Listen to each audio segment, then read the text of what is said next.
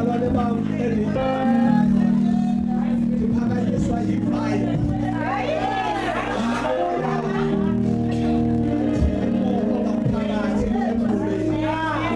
Ndiphakanyiswa ngumoya kaThixo phakathi emulini.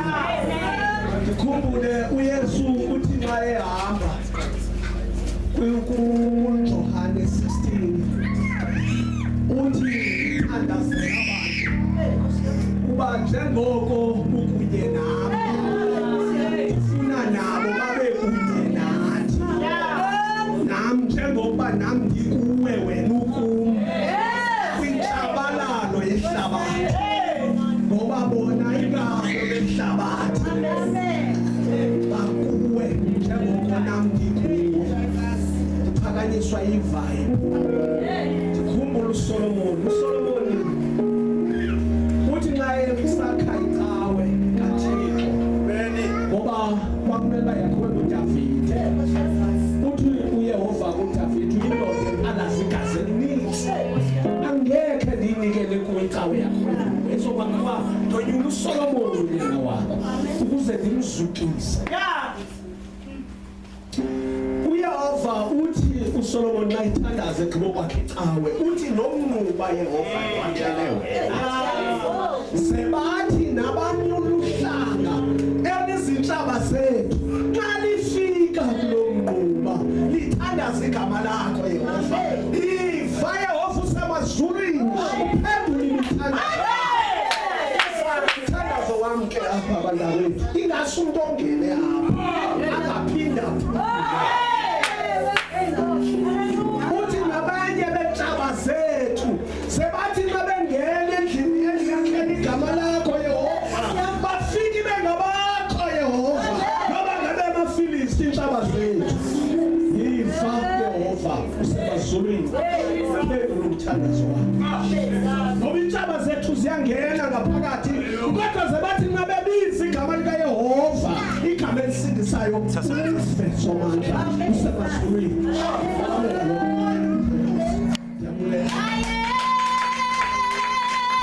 Hallelujah.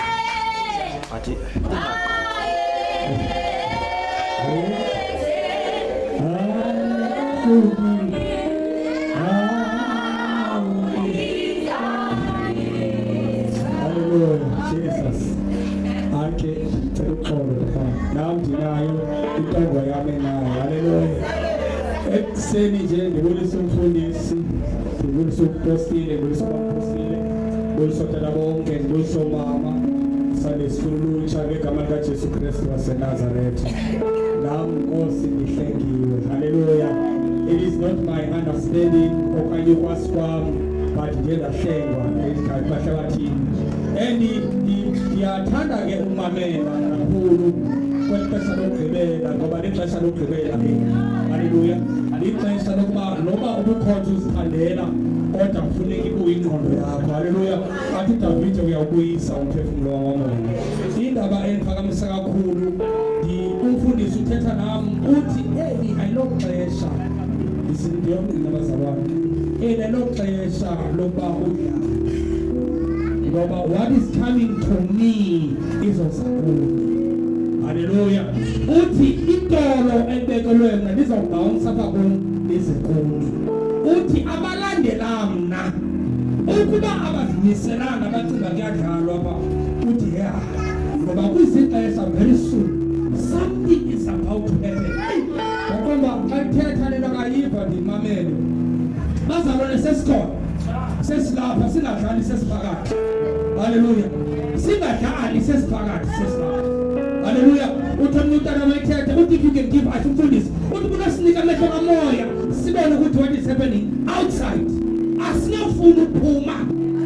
Haleluya. Mamela ke ngoku. Ikukhona umkhosi olelelwe thina njengoba sikhonza thina sidlala, uthi mzoxolo ayoxesha lodlaliwe emsebenzini. I can feel this ukuthi ayoxesha lodlaliwe. Bazalwane ngilokungela ukuthi umvusile sefile. Bangapha abantu abafileyo bebene-plans bathi izokwenza le konyaka nale, but bayenzanga.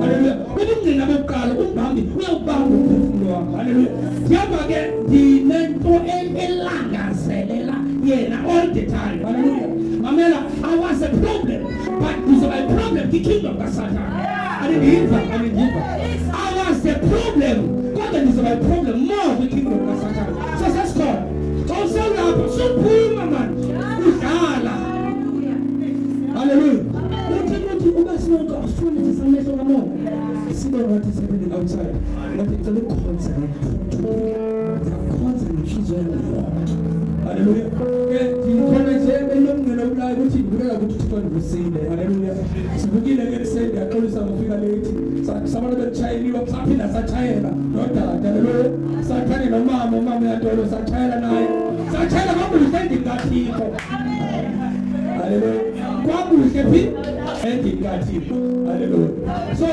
ngiyabonga ngoba sisaba neso haleluya ukho abantu nje abahlali basindiswa hlale phansi ahlale akafuni kwenza nix endingathiko God is not selfish haleluya sizohlabelela ke ngihlale phansi umsana ulwana lomsebenzi uludana angasingaphumi nomnye kungaphumi nomnye engenani ndlela loThixo ixesha lokugqibela eli ayinoxesha lomkhonza ngengqondo ayinoxesha lomkhonza ngeFphoenix but ixesha losithoba kuye andiva thini ayinoxesha lomkhonza nge-understanding yakho no one understands the Holy Spirit ultimate understanding you're lost uya I need every order funeki funokubeleke enzela ukuthi kathi yenza lelo ngiwe ngephasi lephana ngiwe omusa lotha ngiwe sengaba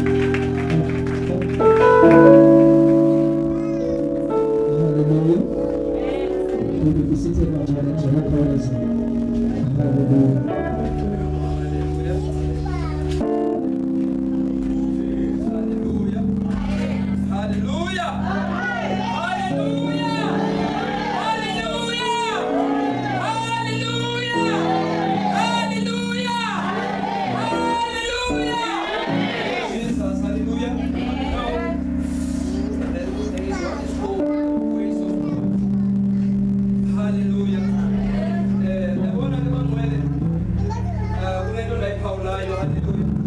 I want to answer. Whenever you start to speak about grace, they don't understand the meaning of grace. And you know what hallelujah. As far as you go, abuse the grace of God. But you also on the end over the grace can change. They want to abuse the grace of God. They never since when. They must do since when? Before and single. Hallelujah. One else in one thing and I ask what automatically God is going to forgive you. Before you even do it. And indeed God is going to forgive you. But we are putting on this guy. Young lady, please continue.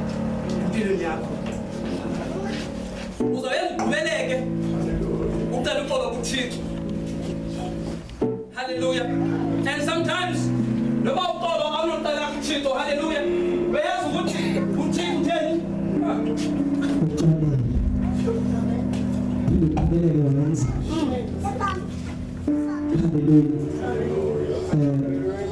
let's say you're going to teach.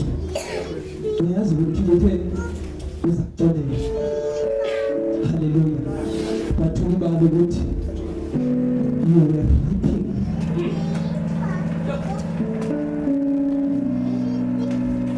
Hallelujah. You're going to reap at the end of the day. Hallelujah. You're going to zenzo zonto ezibhena ezinayo uThixo. Hallelujah.